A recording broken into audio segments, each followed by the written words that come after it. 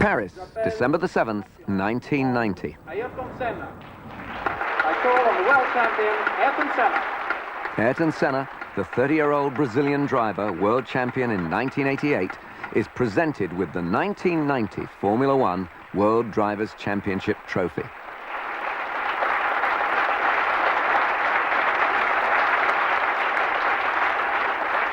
But the conclusion of the championship had been confusing. At Suzuka in October, at the last but one race of the season, the Japanese Grand Prix, the matter had been decided in the first 20 seconds by a crash between Senna's McLaren and Prost's Ferrari.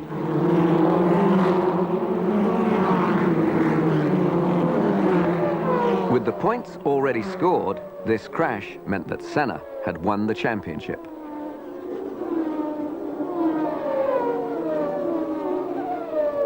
The next and last race of the 1990 season, the Australian Grand Prix, was in Adelaide in November.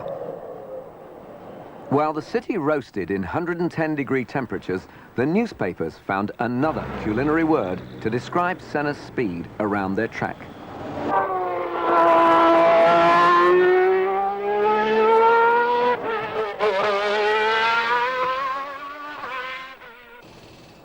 Since the Honda Marlboro McLaren team was already World Constructors' Champions, and Ayrton Senna was already the 1990 World Champion driver, how could they maintain their motivation for this race?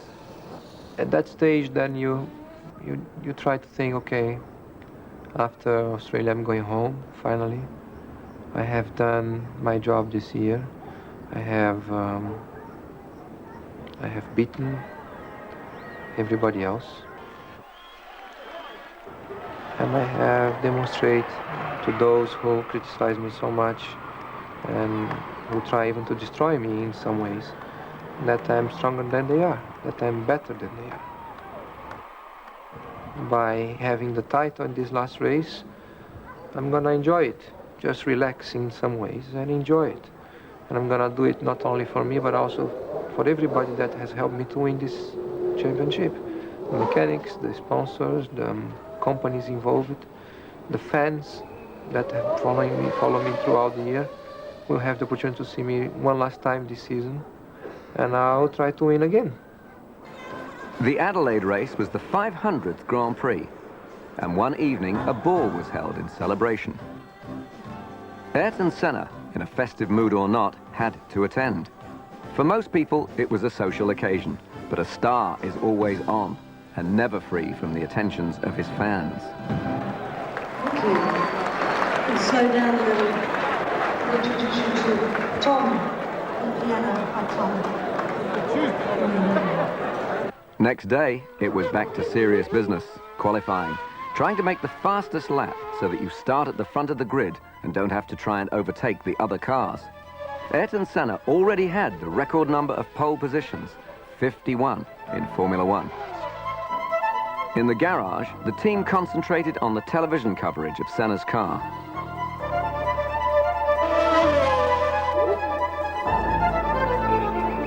Yet again, Senna was in pole position, his 52nd. Simply the best. At this stage, a former world champion was in no doubt about Senna's ability. At the moment, he's right on a high. He's winning a lot, right? And you watch him here. I'm sure he'll drive better in this race than all the rest of the races this season, right? Because the pressure's off. You're on a high of winning, and there's nothing like it's a real addictive drug, winning. When you start winning, it just makes you want to win more and more, and you also develop more knowledge about how to achieve that. Not too much, just not too early in the day. My name's Ian Turtle. We're operating from what is known as...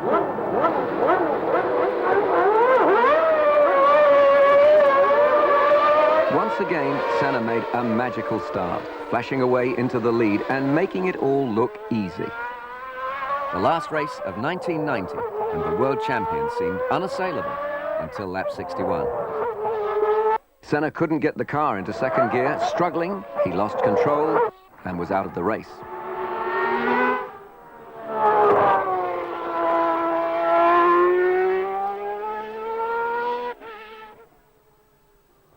First time, and Even when you know you're the world champion, the walk back to the garage after a crash is a very dispiriting one. Teammate Gerhard Berger was running steadily in 5th place. It would have been nice to put the cherry on the top of the cake, as it were, and win that last event, which would have certainly done a lot of good as regards wiping away the memories of Suzuka. But as it happened, it didn't happen. I think in reality, if the World Championship was at stake at that event, I don't think the outcome would have been the same. We'd have had a more conservative approach to the race.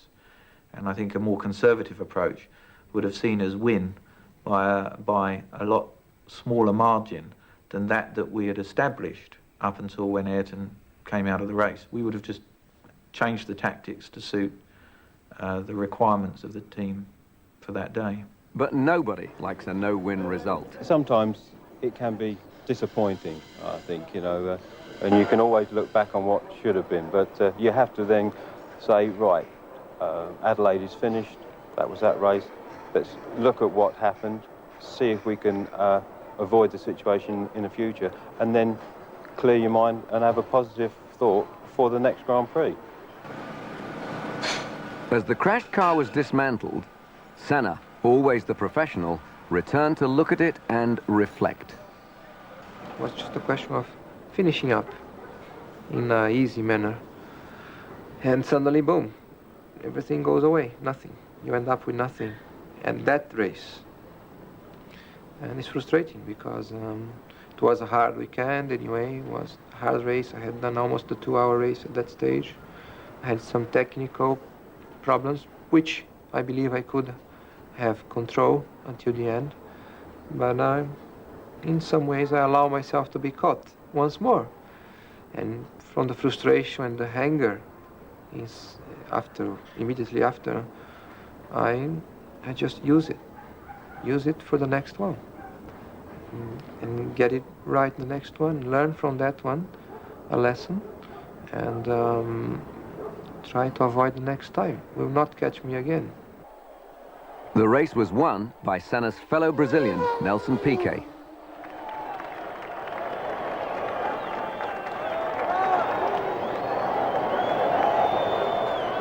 Winners get all the attention, so Gerhard Berger, who had finished 4th, was able to make a virtually undisturbed return to his team. I had a season last year, but just nothing works out well. There were some good races, but I didn't get back anything. And on one side, you are really depressed about a situation like this. On the other side, I feel you're getting strong. You're getting used to live with a situation what gives you a hard time, and that helps you again in other points. Next day, the final check-in of the 1990 season for the Honda Marlboro McLaren team. Can they help wondering what the winter, their new car, and 1991 will bring them? You're going home and you're looking forward to holidays, but on the other hand, you're almost getting on the plane to go to another Grand Prix sort of situation. So it takes me a while to wind down from the Grand Prix season.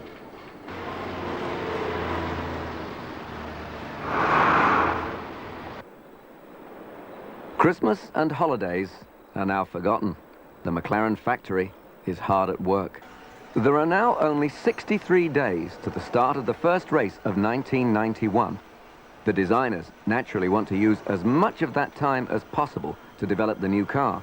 So it will still be several weeks before all the parts that are being so precisely manufactured will be assembled into a running vehicle. Our racing car, once it's made, has a very little scope within which you can change the fundamental design parameters. So the later you leave those design parameters as regards them being fixed in the packaging, then the more of your research and development is reflected in that initial concept. The problem is, if you leave it, for example, as late as we do, which is end of November, beginning of December, to fix everything, you are then put under tremendous time pressures to get the cars all ready for the first Grand Prix. What you're saying is that line represents. Engineer Neil Oatley leads a detailed discussion about the precise manufacturing problems of a wing section. It just needs that profile and the gurney flap holes, which will just be locally around here. The calm and measured tones are misleading. These men are under great pressure to stick to their timetable. There's always a temptation to panic and to not be as productive as you would be if you take the time to try and get it right. And of course, it is that balance that we're trying to strike. We're working against a very tight time schedule, but at the same time, we want to conduct ourselves professionally and get the job done correctly.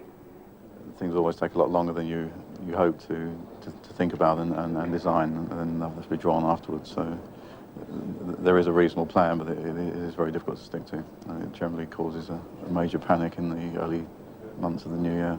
By this date, the design of the tub, the major section of the car in which the driver sits, has been finalized. In the carbon shop, the workers are folding sheets of carbon fiber over the metal mold, which will be baked to make the tub. Everything is fine, except here. The tub is now finished and won't be changed. But racing cars are tailored to fit their drivers exactly. So Gerhard Berger has come from his home in Austria to the factory in Woking for his seat fitting.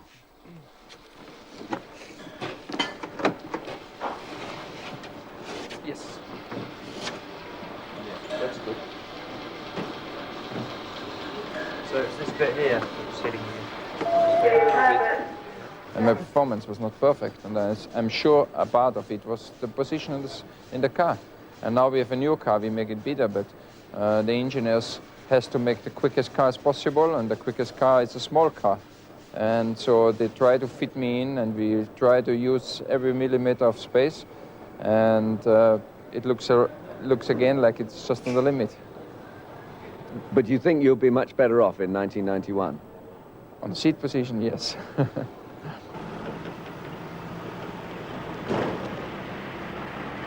The Suzuka racing circuit is only a few miles from the Honda factory. The 91 McLaren will have an entirely new V12 Honda engine. So a McLaren test team has been working in Japan for many weeks. The car they are working with is not the new 91 car, but a modified version of the 1990 McLaren, adapted to take the new Honda V12 engine. The engine is inherently longer. It's not longer by 2 cylinders, of course, because there's a tremendous effort made to package the engine and reduce that dimensional influence on the car. The other problems or technical challenges that stem from a 12-cylinder engine is that it's inherently uses more fuel, hopefully as a result of developing more horsepower, and that again impacts on the size of the fuel tank, which in turn, as a result of the way the regulations are written, means that the car grows again in length. As you get more horsepower, you get much larger levels of heat rejection, and that means that you require a significant increase in the cooling capabilities of the car. And all of those things compound up to a situation where you have to really go back to square one and design a brand new racing car.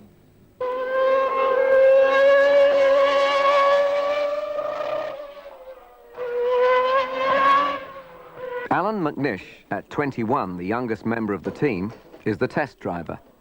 He may look hardly old enough to shave, but he's a successful Formula 3000 driver.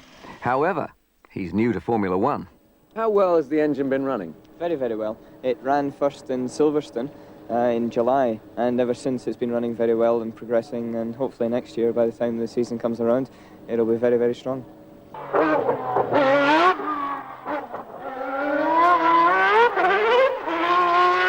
Now, it's only 7 weeks to the US Grand Prix, the first race of 1991. Are things going to plan? Indeed it is, only 7 weeks. Yes, I think they are. I think the fact that we are running and that the weather is held off is made everyone feel a bit cheery, because it certainly looked yesterday like it was going to snow today, and it was wet this morning, and it's always a bit apprehensive here. It's not a very happy situation for the drivers, so he has to be particularly careful. So I think we were pleased that things went well considering the conditions this morning.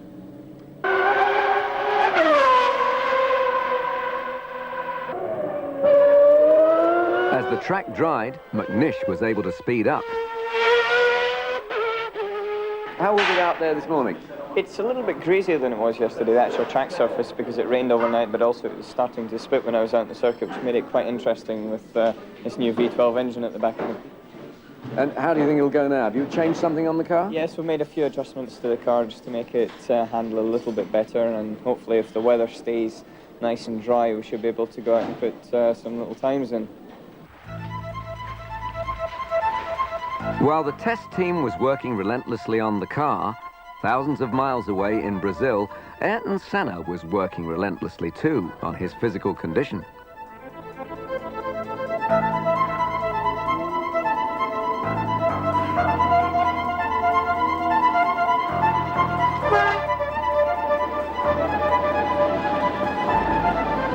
Estoril is a popular Formula One test track because its southern European location usually guarantees good weather.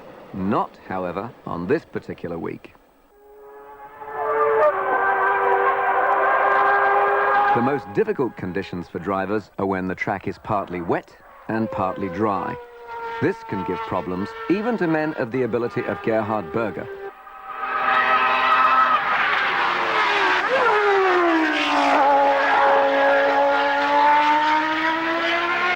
McLaren's chief rival was turning out not to be other teams, but the weather. About 4 weeks to the first race. How are things going? Okay, it's fairly hectic back at the factory. There's still a lot of work to do to prepare the new cars for the coming season, so it's a fairly busy time. And how are things going at this test? Okay, it's been disrupted a little because of the weather over the last 2 days, but it's been fairly productive in the dry running we've done in between. You're getting less and less out in the wet because the risk that you destroy something is very big. That means you have to stop the test after, or you hurt yourself, you cannot start the season. So you try not to take the risk, but of course you have to test rain tires, you have to test some setup for the wet, that you are prepared if the situation happens into the race. This test was an official one, organised by the Formula One Constructors Association. So many other teams were there, including, of course, Ferrari.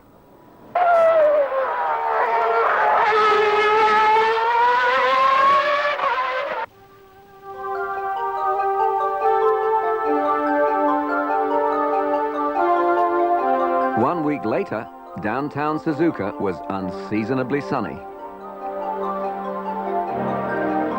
All these people had turned up to see just one car. This was the official press launch of the new V12 Honda engine. Soon, the engineer and driver had to play a different role. Public relations men to 170 journalists. The actual engine itself has a very good power delivery, it has a very good feeling, and is one that will be easy to drive for the drivers in 1991, Ayrton Senna and Gerhard Berger. And coupled with the Marlboro McLaren chassis, I think the Honda Marlboro McLaren team will be a very dominant force in 1991.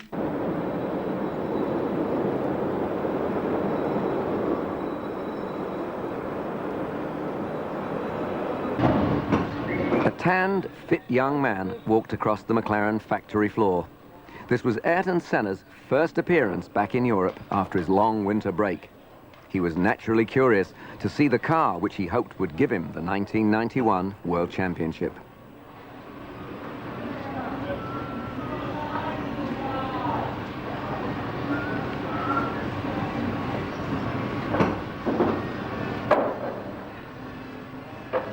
He was well aware how little time there was before the first race.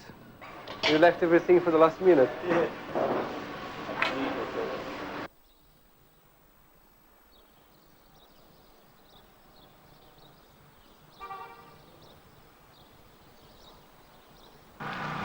2 days later, and Ayrton Senna arrived at the Estoril circuit.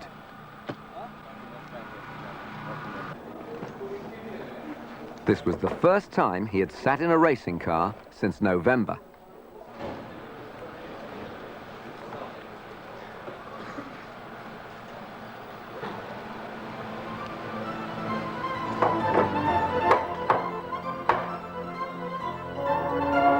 On the 2.7-mile circuit, Senna was immediately quick. He was soon putting in surprisingly fast laps. He might have been out of the car for months, but he certainly wasn't out of practice.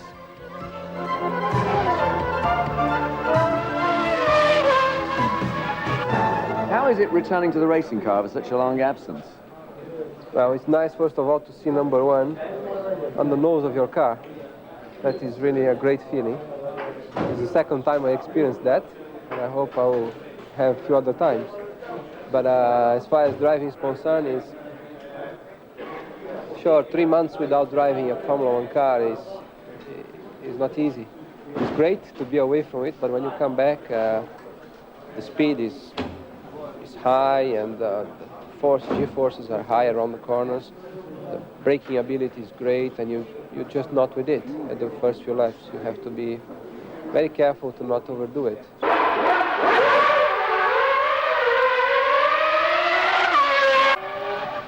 Senna continued to lap the circuit at speed, but now all that anybody was interested in was the new car. This test is very late in the day, if you like. We're going to Phoenix next week. But it's given us maximum time in the workshop in the wind tunnel. So hopefully we've got it right. That night, Senna went to a local restaurant for dinner. The atmosphere between him and his friends was casual and entirely relaxed. It didn't look as if all that was on Senna's mind was the arrival of the car that might take him to a third world championship. No small matter. That same night, in the factory back in England, the race team mechanics were working on the final assembly of the first of the new cars to be completed. But 2 other cars will be needed for the race, only a week away. Are your worries over in any sense when you see the completed car loaded for its first test? No, because at that point we'll still be building the race cars for the first race. But we will also, during the course of the year, we will build at least 8 cars. These days you have to build cars to supply a test team as well as a race team. So the intensity of manufacturing program will continue for 3 or 4 months beyond getting the first car to the first test.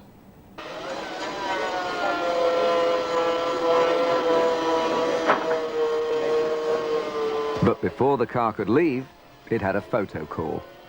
Ron Dennis, ever the perfectionist, naturally supervised the construction of the colored backdrop on the principle of, if you want a job well done,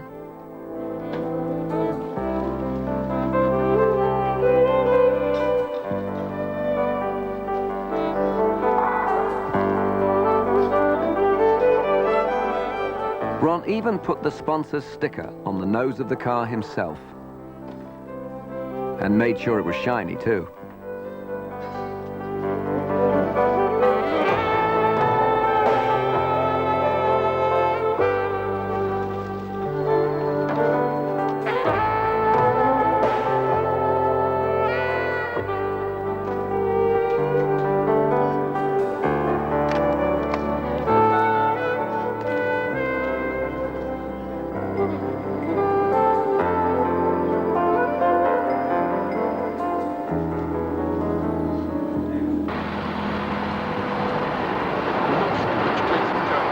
Finally, at 3:47 a.m., the precious first car left the factory to begin its journey to the test track in the south of Europe.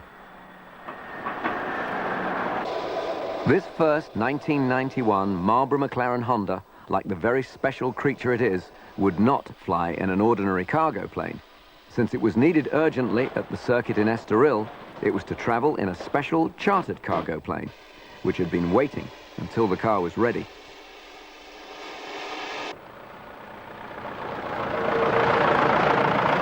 Next morning, an unglamorous truck with the most valuable cargo ever loaded into it arrived at the Portuguese circuit. And everyone waited to see the results of the months of work that had gone into the new McLaren's concept, design and manufacture. In the garage, Ron Dennis and the mechanics, who had worked and travelled all night, wore tired looks of concentration as the car was assembled and readied for its first ever lap of a racetrack.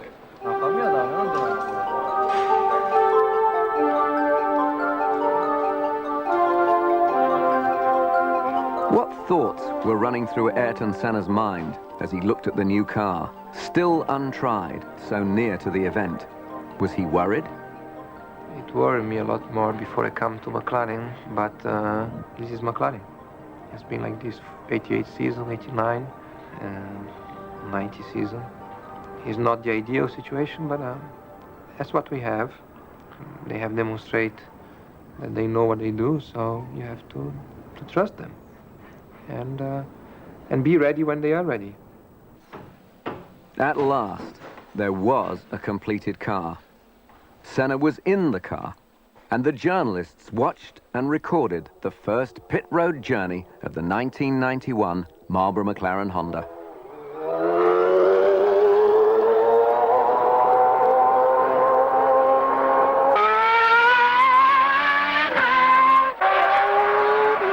Soon, the car was hurtling round the track.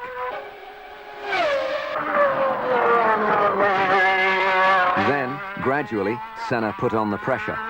The lap times fell from an initial cautious 1 minute 25 to a much more rapid 1 minute 16 seconds. And Senna seemed pleased with the car. The car is fine. The car runs without any problems. Everything is functioning properly. And it's not slow. I don't know how quick it is yet because we didn't do enough, but it is certainly not slow. And we'll need a little bit more running to fully understand. Too early to say if it's going to win the World Championship, let's say that. I'll tell you that in Australia. But as far as our own performance with our last year's cars, a significant step forward. The city of Phoenix retires early, and so most of its citizens were sound asleep as Ayrton Senna's HS-125 private jet landed at Sky Harbor Airport and taxied towards the executive terminal. Finally, Senna had arrived on the location of the first race of 1991, and in spite of a head cold, he seemed full of good feelings about the challenge to come. But I'm looking forward much more than I was a year ago. I had the opportunity to relax, cool down, restart, and get ready in the best shape as possible for this 91 season. So we'll wait and see. At the Phoenix track, the McLaren mechanics were getting everything ready.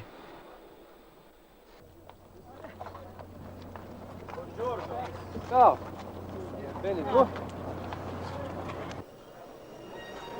Senna greeted the team in friendly fashion. Only a few of these men were in Estoril the week before, so Senna hadn't seen some of them for months. Okay? Tudo bem? See you again. Everything okay? Everything okay, yes. How are you?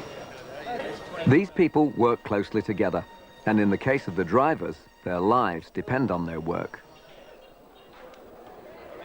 This was the first time that 3 V12 McLarens had ever been seen. 2 of them are brand new and have never turned a wheel. The mechanics now have the task of assembling them from scratch into race-winning material.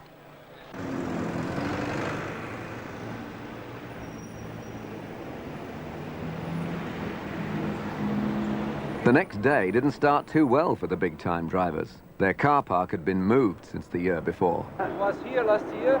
They changed now and they don't know where it is.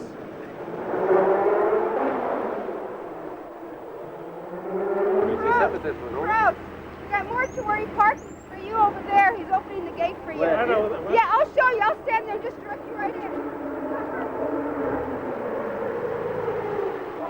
It had taken an immense effort by the McLaren team to turn the kit of parts supplied by the factory into 3 complete running racing cars. What time did you finish last night? 4 o'clock this morning. What time do you have to be here again? We had to leave the hotel at 7.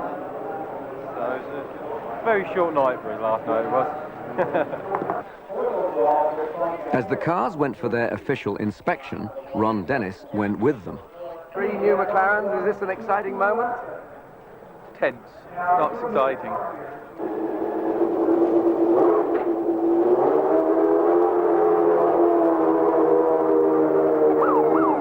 The lap times recorded in an untimed practice session are inconclusive because nobody knows whether the other teams are running with full tanks and in race trim or with a small amount of fuel in qualifying trim. But this first practice session went well. In fact, Senna posted the fastest time.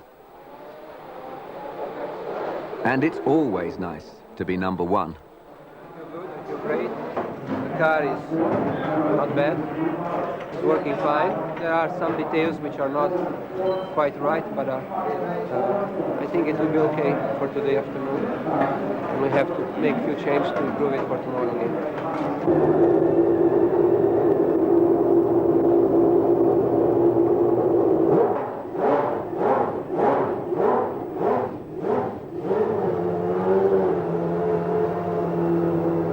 A qualifying session lasts exactly 60 minutes, and drivers can go out when they like.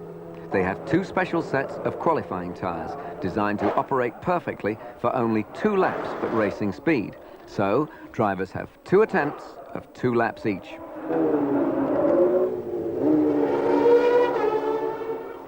Senna went out on his first set of special tyres and made a very fast lap, then came in.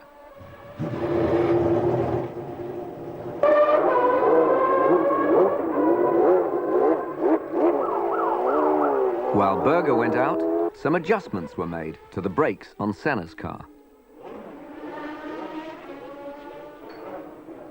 Then he sat in his car, studying the times of the other drivers.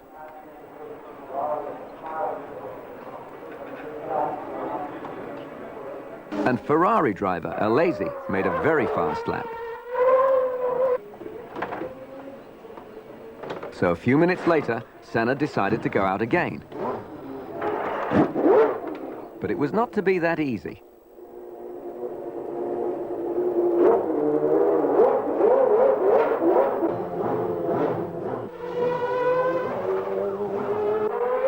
While Senna was warming up his second set of qualifying tyres, a crash had occurred. This meant that the qualifying session was extended, but Senna had already begun to use his second set of tyres. So when he returned to the garage, they had to be very carefully checked to see if they were suitable for 2 further laps at top speed. Apparently, they were. But when the track reopened, the team had a surprise. The engine wouldn't start.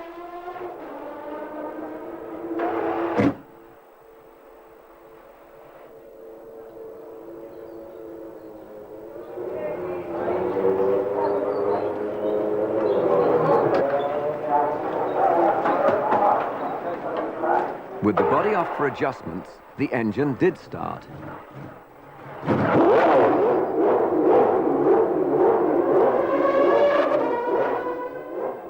Now the last few vital minutes of the qualifying session were ticking away, and the engine was still reluctant. Moments later, they got it started.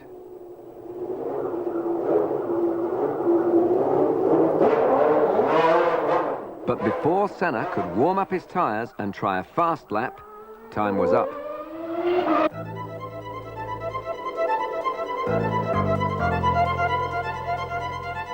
It was a frustrated Senna who returned to the garage to find that he was exactly 11/100ths of a second slower than Jean Alesi's Ferrari. The problem again.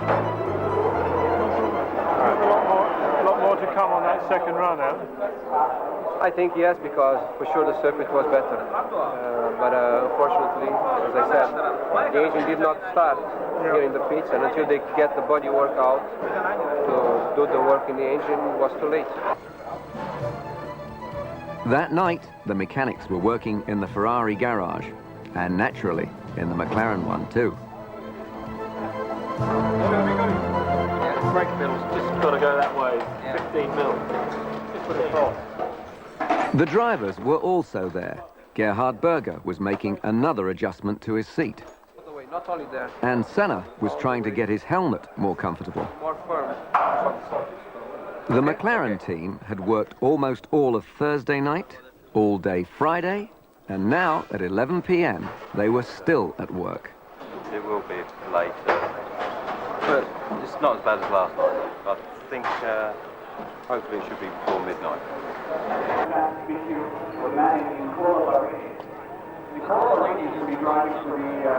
At 10 a.m. on Saturday, 28 hours before the race, the track was opened for the second untimed practice session. Senna's car was going well, but needed a little more cooling air to the brakes, so a mechanic began to file down the brake cooling ducts.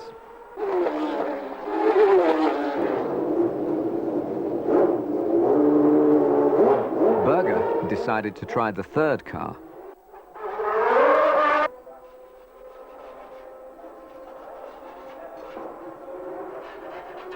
This time, Berger went back to his original car.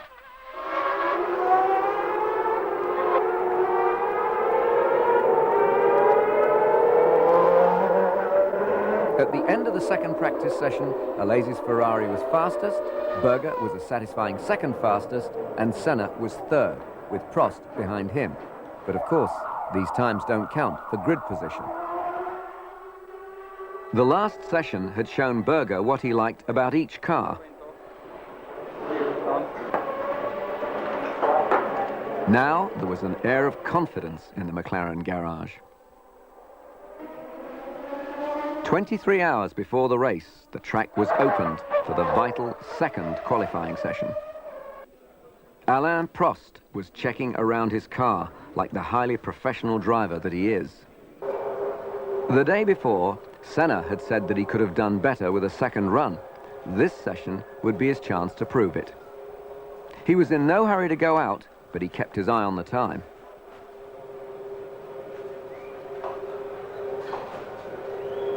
Alesi, the fastest man in Phoenix at this point, also waited. At 1:30, with half the session gone, Senna decided to go out.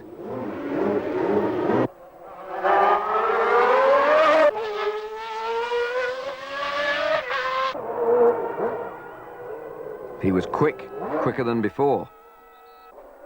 But so was Alesi. So was Prost, the fastest time yet seen. The critical moments are right now. Everybody has had their first run, and only 25 minutes of qualifying are left. Berger had his second run, and improved on the previous day, was quicker than Alesi, but more than a second slower than Prost. The second set of qualifying tyres went on Senna's car. There was an air of expectancy. Senna had asked for a map of the track and studied it carefully, programming himself for the big effort he was about to make.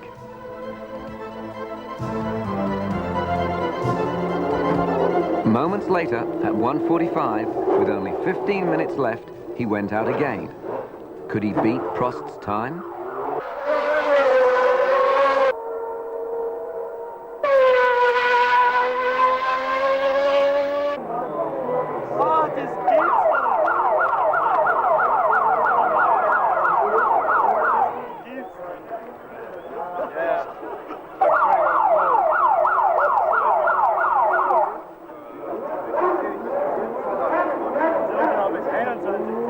He had done it.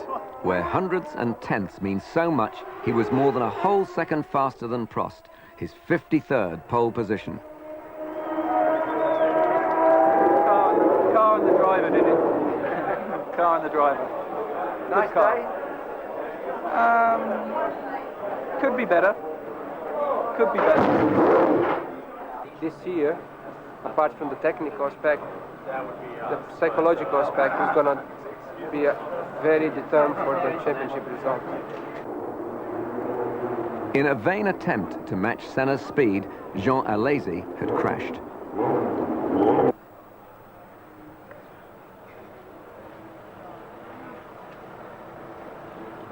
Race day had finally arrived.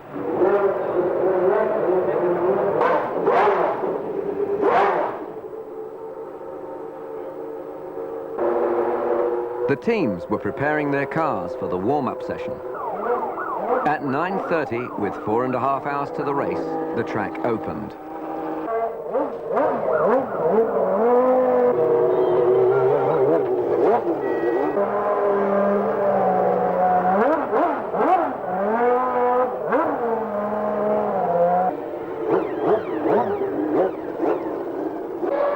The warm-up is a significant test.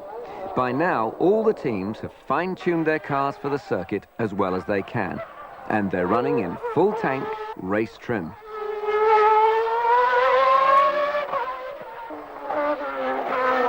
Let us see if everything is open. Gerhard Berger, in 8th place in the warm-up, now had to decide which car to use. Senna, on the other hand, was comfortable in the knowledge that in race trim, he was the fastest man on the track. Ron Dennis looked worried, but really he was just concentrating.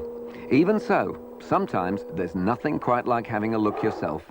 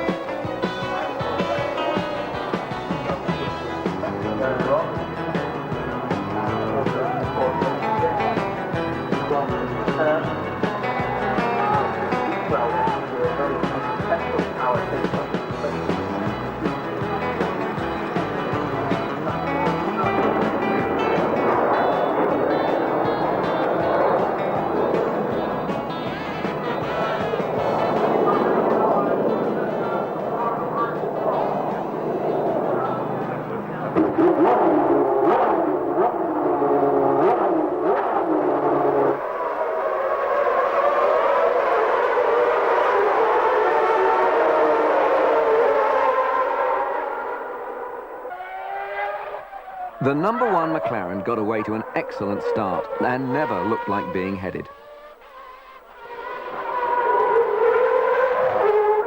Senna in the lead as they come around to complete lap 1. The race was to be over 81 laps.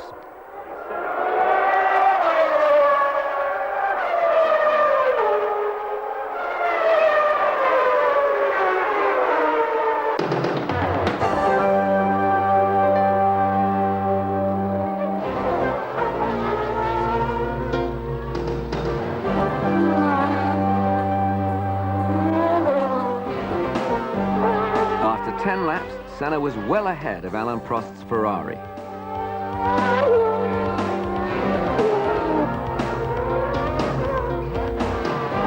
After 20 laps, Senna was even further ahead. But Prost was running steadily in second place, So if anything went wrong with the McLaren, he was ready to take advantage of it.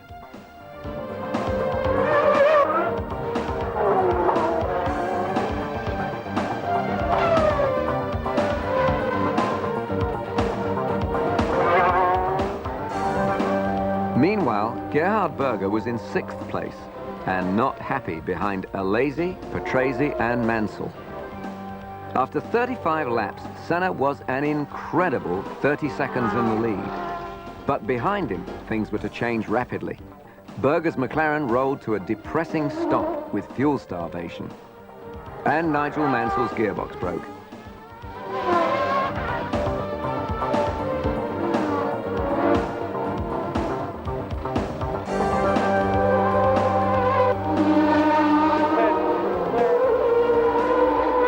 On lap 50, Patrese was second when his gearbox locked up. He spun and stalled on the track. Roberto Moreno, in 4th place, couldn't avoid him.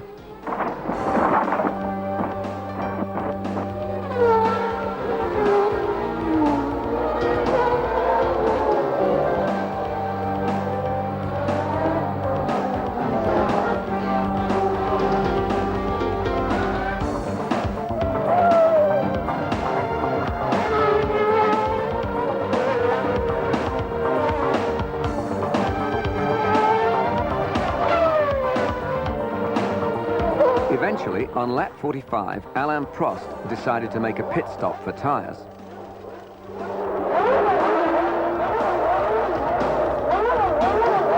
This took a disastrous 15 seconds, leaving Senna even further in front.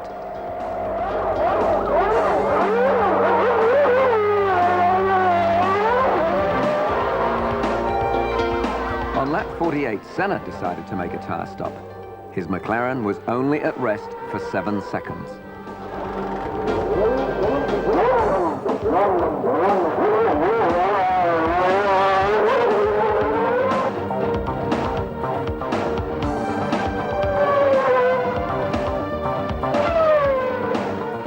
Alesi now took 2nd place, but then his gearbox also went on lap 72, and the wily Prost returned to 2nd position ahead of Piquet. As the last lap approached, Senna just rolled on inexorably towards the checkered flag and his 30th race victory.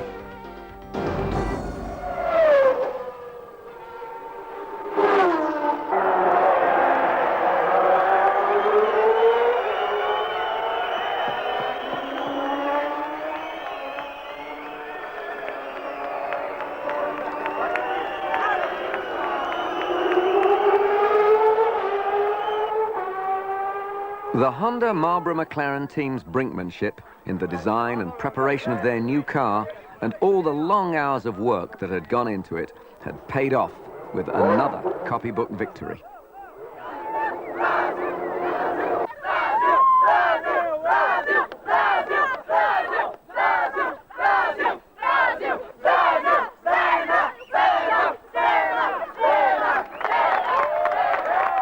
Senna was first, Alain Prost was second, and another Brazilian, Nelson Piquet, was third.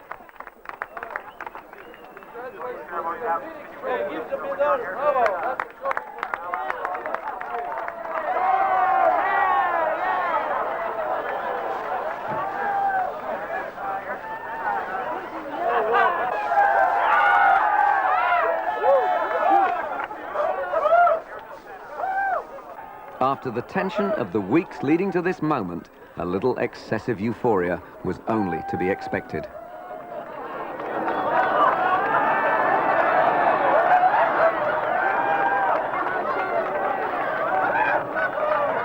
The whole team performed very well. That's all the guys back in the factory who've, of course, had a lot of work to do to get the cars here.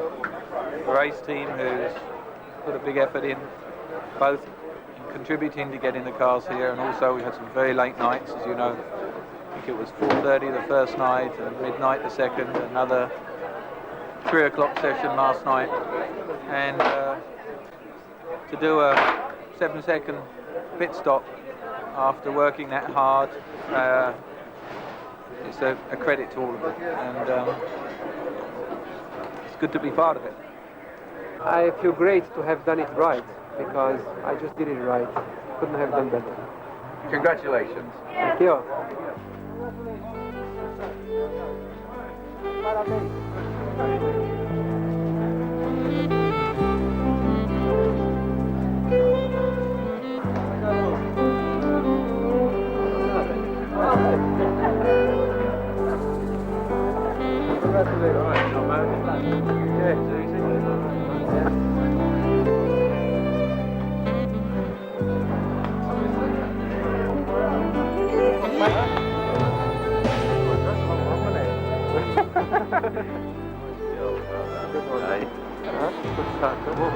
Brilliant start.